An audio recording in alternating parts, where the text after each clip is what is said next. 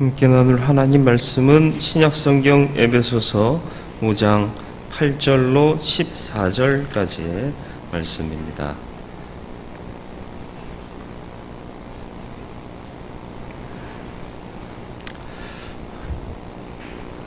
신약성경 315면 에베소서 5장 8절로 14절 말씀을 봉독해 드리겠습니다. 너희가 전에는 어둠이더니 이제는 주 안에서 빛이라. 빛의 자녀들처럼 행하라. 빛의 열매는 모든 착함과 의로움과 진실함에 있느니라. 주를 기쁘시게 할 것이 무엇인가 시험하여 보라.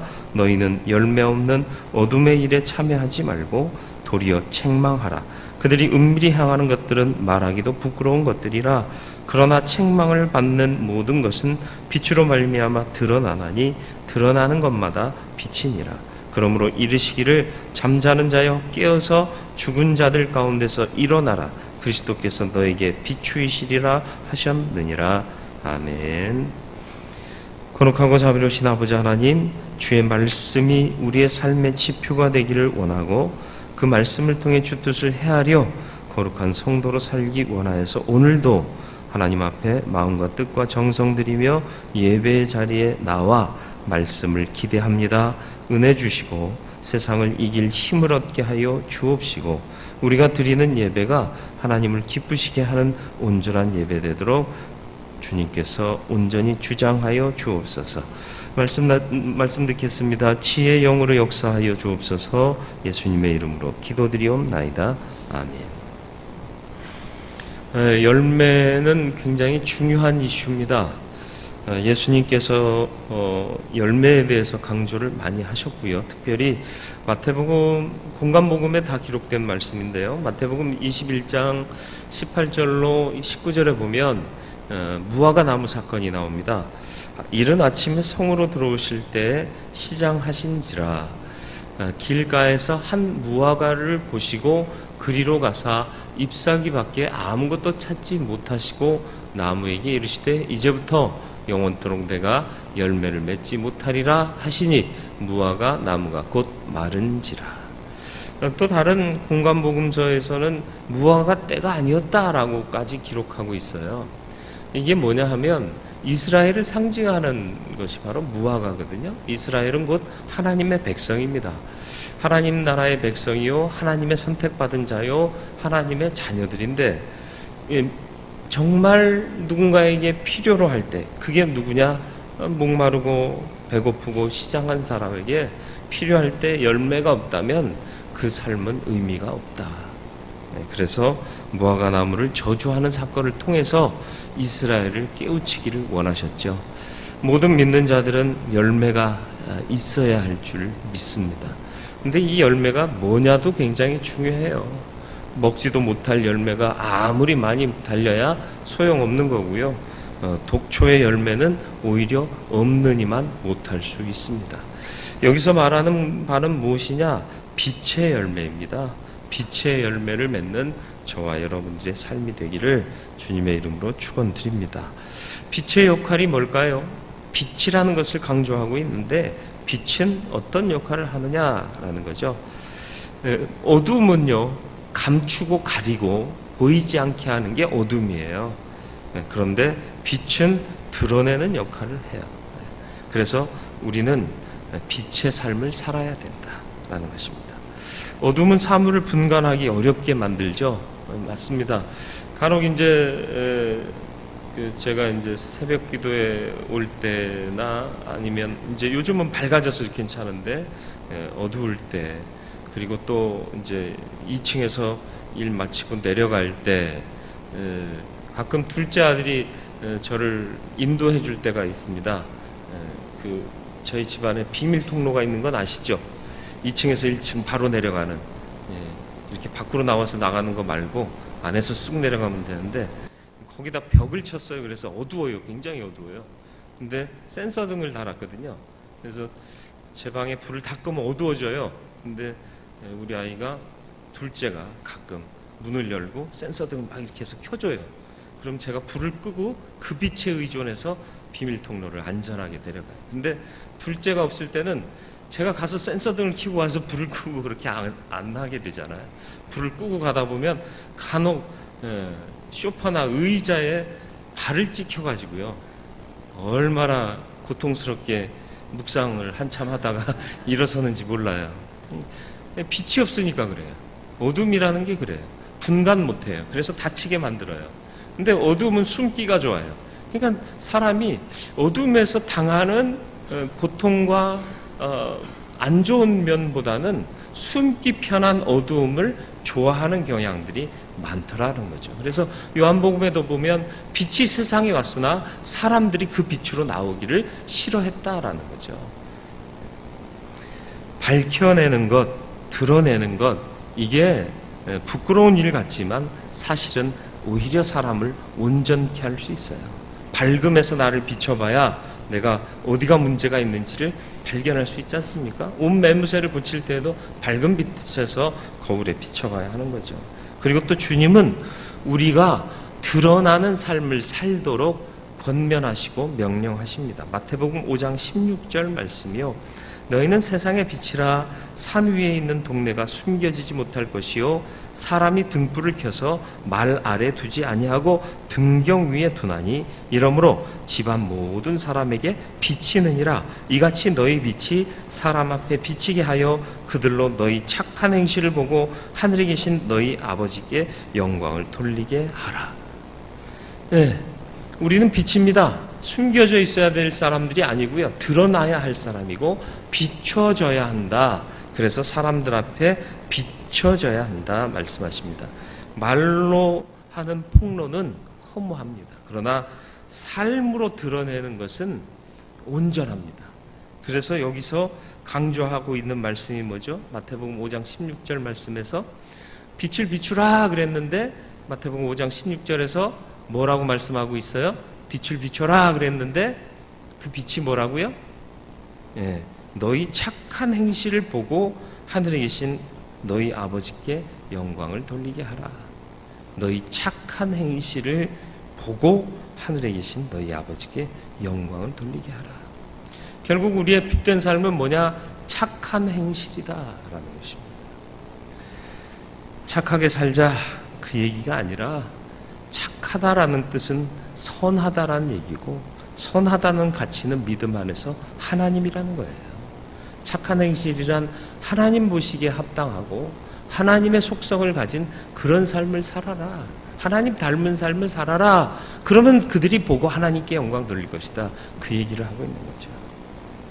베드로전서 2장 12절에도 이런 말씀이 나옵니다. 너희가 이방인 중에서 행실을 선하게 가져 너희를 악행한다고 비방하는 자들로 하여금 너희 선한 일을 보고 오시는 날에 하나님께 영광을 돌리게 하려 합니다.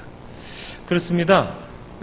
우리가 선한 일을 행할 때에 모든 세상에 비방하는 자들로 하나님께 영광을 돌리게 할 수 있습니다. 오늘날 그리스도인들이 비방받는 시대에 살고 있습니다. 그렇다면 우리는 선한 행실로 비추는 삶을 살아가야 할 줄로 믿습니다. 여러분, 빛의 속성을 잊지 마시고 내가 빛의 자녀인 것을 잊지 마시길 바라요. 그러려면 어떻게 살아야 하느냐? 11절 말씀이요. 너희는 열매 없는 어둠의 일에 참여하지 말고 도리어 책망하라. 무슨 뜻이에요? 어둠의 일에 참여하지 말래요. 악은 모양이라도 버려라 하는 말씀과 같습니다. 불법을 행하는 자들에게서 돌아서라 하는 말씀과 같고요. 오늘 읽은 말씀의 마지막 절 14절에서도 보면 죽은 자들 가운데서 일어나라 하는 말씀도 있는데 이 말씀과도 같은 거예요. 이 돌아서야 돼요. 나와야 돼요. 떠나야 한다라는 것입니다.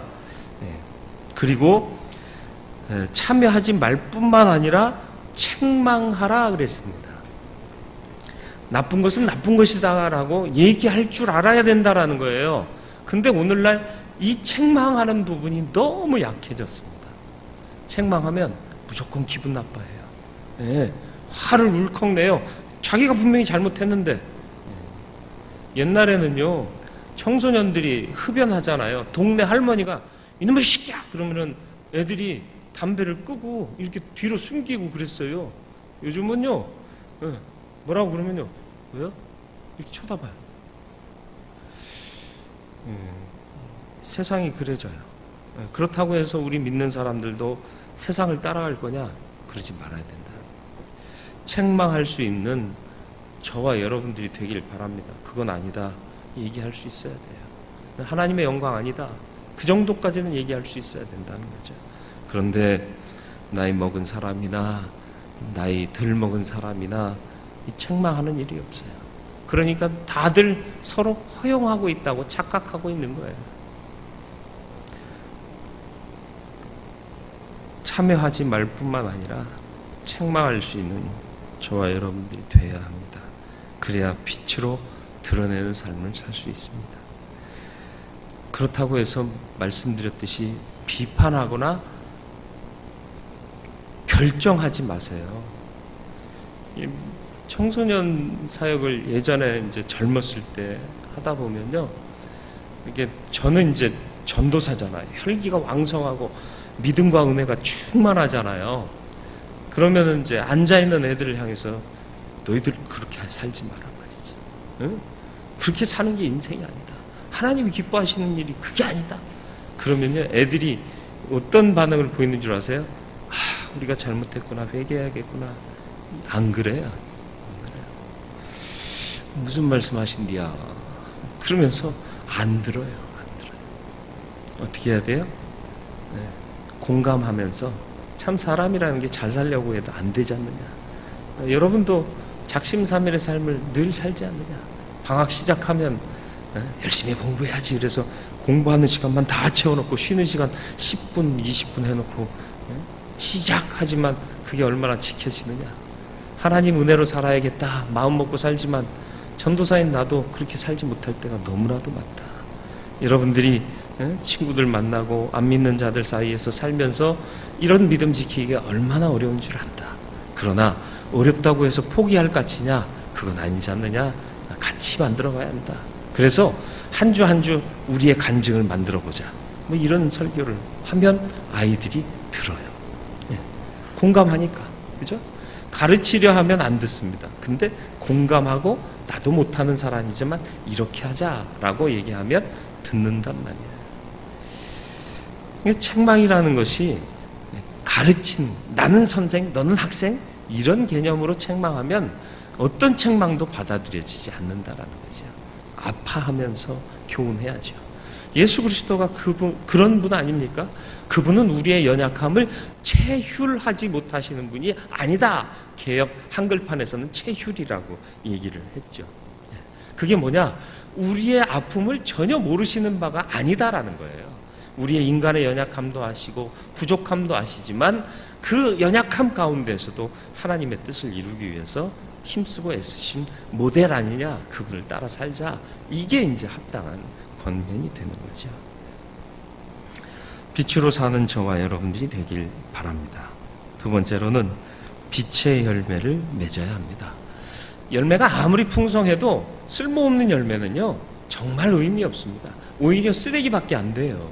그렇기 때문에 빛의 열매, 유익한 열매, 필요한 열매, 정말 소중한 열매가 되는 것이 필요하다라는 것입니다. 그래서 9절 말씀에 선포하기를 빛의 열매는 모든 착함과 의로움과 진실함에 있다. 이렇게 말씀하고 있습니다. 네. 예수님은 일찍이 신앙을 나무에 비유하셨습니다. 그래서 나무가 좋고 나쁨은 그 열매로 알 수 있다. 이렇게 교훈하셨죠. 앞서 서두에서도 말씀을 드렸지만 무화과 나무 열매의 비유도 말씀하셨고요. 또 그 나무가 진짜인지 가짜인지 구분하는 것도 그 나무의 열매로 안다 하셨습니다. 그렇다면 우리가 과연 빛의 자녀냐, 빛이냐 아니냐를 가름할 수 있는 것은 열매를 통해 알 수 있다는 겁니다. 예수님은 열매 없는 무화과 나무를 저주하시고 무성했던 잎사귀마저 다 마르게 하셨습니다. 무성함을 자랑한 인생의 연약함을 지적하시는 겁니다. 우리 그리스도인들이 빛의 열매를 맺지 못하면 무성한 가지, 잎사귀도 마르고 없어지고 말 것이라는 것을 교훈하고 계시는 겁니다. 바울은 성도들에게 주를 기쁘시게 할 것이 무엇인가 시험하여 보라, 이렇게 말씀했습니다. 10절 말씀이에요. 즉 하나님의 마음을 흡족하게 하기 위해서는 성도들은 구체적으로 어떻게 살아야 되는지를 알아봐라, 그런 의미인 거죠. 일주일에 한 번 교회에 출석하면서 신앙생활하는 현대인들에게는 크나큰 도전입니다. 시험하다라는 말은 금속의 질과 진위를 판명할 때 쓰는 단어였다고 그럽니다. 그리스도인들이 하나님의 선하시고 온전하신 뜻을 분별해서 자신들의 모든 행위가 하나님의 선하신 뜻에 일치하게끔 만들어야 한다라는 거죠. 로마서 12장 2절의 말씀, 이 세대를 본받지 말고 오직 마음을 새롭게 함으로 변화를 받아 하나님의 선하시고 기뻐하시고 온전하신 뜻이 무엇인지 분별하도록 하라. 분별하도록 하라. 시험하라. 분별하라. 깨달아 알아. 그리고 빛의 열매를 맺어라. 아쉽지만 수년 동안 설교를 들어도 전혀 바뀌지 않는 교인들이 있습니다. 신학적으로 어린아이와 같은 존재들이죠. 어린아이들 키워보셨나요? 기저귀 젖었는지 가끔 들춰봐야 되고요. 또 살 짓무르지 말라고 파우더 발라줘야 되고요. 젖 먹일 때는 젖이라는 게 우유를 주로 얘기하죠. 지금 뜨겁지 않은지, 물 온도 잴 때 손가락 넣어보면 잘 모른대요. 그래서 팔꿈치로 이렇게 목욕물 재는 건가 그거? 하여튼간에 손으로 만져봐서 뜨겁지 않은가. 그리고 또 엄마가 몇 방울 혓바닥에 떨어뜨려 보잖아요. 네, 너무 차지는 않은가. 이게 돌아보는 게 어린아이예요. 이게 어린아이입니다. 근데 우리는 이런 어린아이 상태에 있지는 않은가 봐야 하지 않느냐라고. 그러면서 찬송할 때는 십자가 군병들아 주 위에 일어나, 이런 찬송 열심히 부르죠. 근데 오늘날 수많은 교회들은 십자가 군병으로 가득 차 있다기보다는 신생아 같은 교인들로 가득 차 있습니다. 계속적으로 증가했다고 반드시 교회가 성장하는 게 아니에요. 내면적인 성숙이 함께 이루어져야 한다라는 것입니다. 그리스도인의 정병들이 가득한 영적 전쟁을 치를 군대와 같은 조직이 아니라 신생아들만 가득한 산후조리원 같은 교회들이 얼마나 많으냐라는 것입니다. 영적으로 성장해야 빛의 열매를 맺을 수 있습니다. 교회가 성장하는 것은 이 빛의 열매를 맺을 수 있는 성숙한 그리스도인들이 많아져야 합니다. 빛의 열매가 뭐라고요? 착하게, 의롭게, 진실하게. 저와 여러분들이 착한 그리스도인 되길 바랍니다. 여기서 말하는 착함은 말씀드렸듯이 윤리적이고 사회적인 착함이 아니라 하나님을 닮아가는 착함이고요. 의롭다는 건 뭐예요? 정의, 하나님의 정의요. 공의. 세상에서 말하는 정의 아닙니다. 불의, 이런 것과는 구분되는 의로움입니다. 하나님이 의롭다 하심을 주신 자답게, 받은 바 된 자답게 살아가는 거예요. 진실이요. 사람들은 속일 수 있어도 하나님 속일 수 없다라는 이 바른 믿음에서 비롯된 삶의 모습이요. 우리는 열매를 맺음으로 주를 기쁘시게 해야 할 줄 믿습니다. 왜요? 주를 기쁘시게 하는 자가 되어야 해요. 열매 맺어서요. 10절 말씀이요. 주를 기쁘시게 할 것이 무엇인가 시험하여 보라. 열매 맺으라 하는 말씀 이어서 주를 기쁘시게 할 게 뭔지를 좀 돌아보라.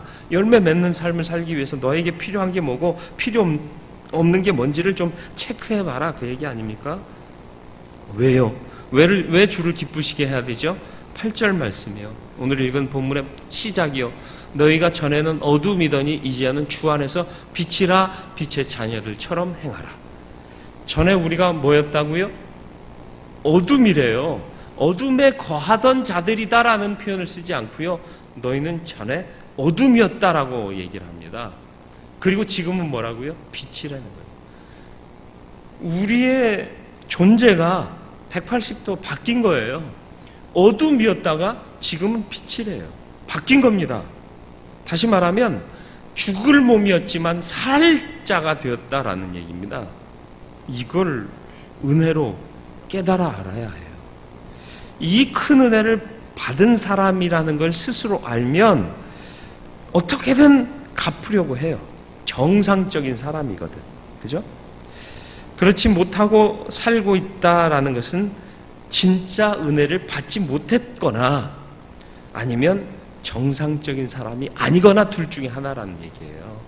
하나님이 우리 죽을 자들을 영생할 하나님의 자녀로 백성으로 구원하셨고 어둠이던 자를 빛으로 바꿔주셨다면 이건 그 무엇과도 바꿀 수 없는 은혜란 말이에요. 근데 그 은혜를 깨달은 사람은 당연히 어떻게 해서든지 그 구원하신 그 은혜를 베푸신 그분께 감사하고 기뻐하실 일을 찾아 행하려고 한다라는 거예요. 이게 정상적인 사람이고 은혜 받은 사람이다. 그런데 우리가 만약 그런 삶을 살지 못하고 있다라고 하면 은혜를 못 받았거나 아니면 은혜를 받고도 내가 정상적인 사람이 아니거나 하다는 거예요. 둘 중에 하나라는 거예요. 은혜 받으셨습니까? 정상적인 사람이 되셔서 주님을 기쁘시게 하는 삶을 시작하시길 바랍니다. 주님 사랑하십니까? 내가 주님께서 날 전혀 다른 존재로 만들어 주셨다는 것을 믿으십니까? 그것을 삶에서 발견하고 있습니까? 이 모든 것이 다 주님의 은혜임을 믿습니까? 인정합니까? 그렇다면 마땅히 주님을 기쁘시게 하는 삶을 사시기를 바라요. 이건 개념이 아니에요. 삶입니다. 열매입니다. 맺어져야 하는 거예요. 후안 까를로스라는 신학자가요, 교인들의 삶에 열매가 없고 영적으로 성장하지 못하는 것은 지나치게 개념 중심적인 신앙생활을 하고 있기 때문이다 라고 지적을 했습니다. 무슨 말인가 하니 설교자가, 목회자가 설교를 준비하면서 오늘은 기쁨에 대해서 설교해야겠다 그러면 기쁨에 대해서 성구사전에 성경에 어디에 나와 있는지를 먼저 체크하는 거예요. 그리고 또 헬라어 원어나 히브리어 원어를 찾아서 그 뜻이 뭔가를 해석해요. 그리고 적용을 합니다. 그래서 주석을 달고요. 또 유명한 학자들이나 유명 인사들은 기쁨에 대해서 어떤 얘기를 했는가 그것도 이제 예화로 인용을 하죠. 그러면서 설교를 작성을 해요. 그렇게 준비해서 설교를 하면 교인들은 참 훌륭하다. 우리 목사님 공부 많이 해가지고 헬라어 원어, 히브리어 원어에다가 유명한 학자들 얘기까지 풍성하게 주셨다 라고 얘기를 하지만 정작 기쁨에 대한 개념은 알고 있지만 내 안에 기쁨을 누리지는 못한다는 거예요. 그러니까 아는 자일 뿐이지 경험하는 자가 못 되게 되어 있는 구조가 되어 있다라고 지적하고 있는 거예요. 빛의 열매는 개념이 아닙니다. 빛, 이 말조차도 개념이 아니에요. 우리가 누려야 할 겁니다. 하나님의 은혜를 묵상하시길 바라요. 하나님의 사랑을 묵상하시길 바라요. 내가 어둠이었더니 지금은 빛이라, 빛의 자녀들처럼 행하라 하신 그 말씀 기억하면서 빛의 열매를 맺어라, 착하고 의롭고 진실하게 살아라, 주를 기쁘시게 할 게 무엇인지 시험하여 보라, 이 말씀을 진지하게 묵상하면서 과연 난 내 삶에 빛이 된 그 증거를 갖고 살고 있는가? 나를 빛으로 만들어주신 그 은혜에 정말 감사하고 있는가? 묵상해야 된다는 거예요. 이 개념적으로 머리에만 머물러 있지 않게 삶으로 녹아지도록 늘 묵상해야 된다라는 거예요. 큐티요? 아는 게 아니에요. 말씀을 깨달아 아는 게 아니라 말씀이 경험되어야 하는 게 큐티입니다. 이제 앞으로는 이제 큐티 세미나를 정한 시간에 하려고 계획 중에 있는데 제가 지향하는 큐티는 그거예요. 말씀을 파싱하고 또 의미를 분석해내고 그 추출해내고 그게 아니에요. 그 말씀이 깨달아져서 가슴까지 내려와서 나를 흥분케 하고 나를 흥분케 한 그 은혜와 사랑이 나로 그렇게 살게 하는 것, 이게 진정한 큐티거든요. 믿음도 마찬가지입니다. 저는 설교 잘하는 사람 아니라고 저는 생각해요. 말씀드렸듯이 원어 성경 잘 못 봐요. 잘 못 찾기도 해요. 그리고 어느 학자가 무슨 얘기를 했다, 이거 찾기도 너무 힘들고요.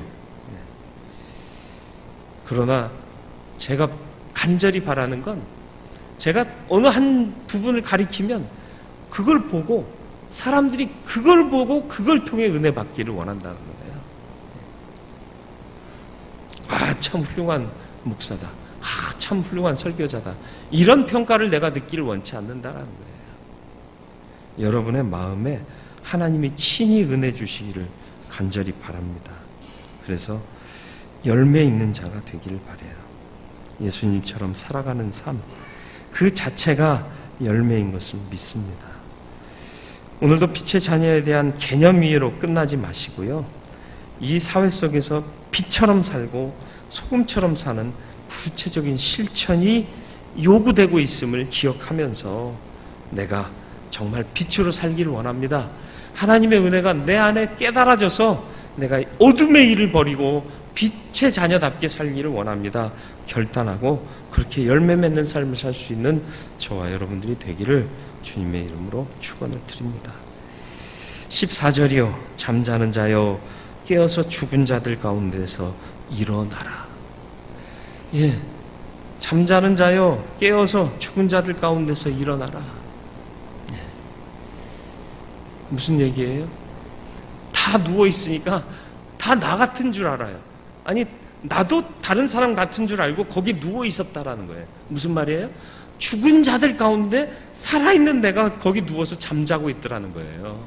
남들 다 누워있다고, 다 눈 감고 있다고, 나도 그러고 있다는 거예요. 아니라는 거예요. 너는 살아있단 말이야. 넌 생명 있는 자단 말이야. 그들 가운데 누워있지 말고 일어나라 말이야. 나와라 말이에요. 죽은 가운데 똑같은 짓 하고 있지 말라는 거예요. 우리 똑같은 짓 할 때가 얼마나 많아요. 예? 크리스찬이라고 하면서 에이, 크리스찬이라고 뭐 별나게 살아야 되나? 아니요, 그리스도인은 별나게 살아야 돼요. 왜요? 그 구별하심이 유별나게 만든 거예요. 구별해내셨잖아요. 구별된 삶을 살아야죠. 왜 죽은 자들 가운데 나도 같은 사람이라고 착각하고 누워 있습니까? 일어나는 저와 여러분들이 되길 바랍니다. 그리고 하나님의 뜻을 따라 온전한 빛의 열매를 맺는 삶을 사는 참 그리스도인 되길 바랍니다. 빛으로 사시길 바라요. 드러납니다. 드러내야 합니다. 드러나게 돼도 부끄러울 것 없는 사람으로 살아가야 합니다. 그리고 돌아설 줄 알아야 돼요. 그들과 같이 되지 말고, 그들과 함께하는 자들 되지 말고, 뿐만 아니라 책망하라. 참여하지 말 뿐만 아니라 책망해라. 그건 아니다. 하나님의 뜻이 아니다. 말할 줄 알아야 된다는 거예요. 그리고 빛의 열매를 맺자라는 거죠. 착하게, 의롭게, 진실하게 살아가는 저와 여러분들이 되길 바라고, 깨어 일어나는 자 되길 바랍니다. 같이 눈 감고 누워있지 말고 깨어있는 자, 살아있는 자답게 깨어 일어나는 믿음의 사람이 되어서 우리의 삶을 통해 하나님의 영광이 드러나게 되는 온전한 그리스도인으로 살게 되기를 주님의 이름으로 축원드립니다. 거룩하고자 그러신 아버지 하나님, 내가 세상과 다릅니다. 죽은 자들 가운데 있을지라도 깨어 일어나는 자 되게 하여 주옵시고, 빛의 열매를 맺게 하시고 주님을 기쁘시게 하는 삶을 살게 하여 주옵소서. 우리의 믿음이 개념의 믿음이 아니라 경험되고 맛보아지고 누려지는 믿음 되게 하여 주시옵소서. 빼앗긴 것들 회복되게 하여 주옵시고, 잃었던 것들 찾아 누리게 하여 주옵소서. 더 많이 묵상하게 하시고 더 많이 느끼게 하여 주옵소서. 예수님의 이름으로 기도드리옵나이다. 아멘.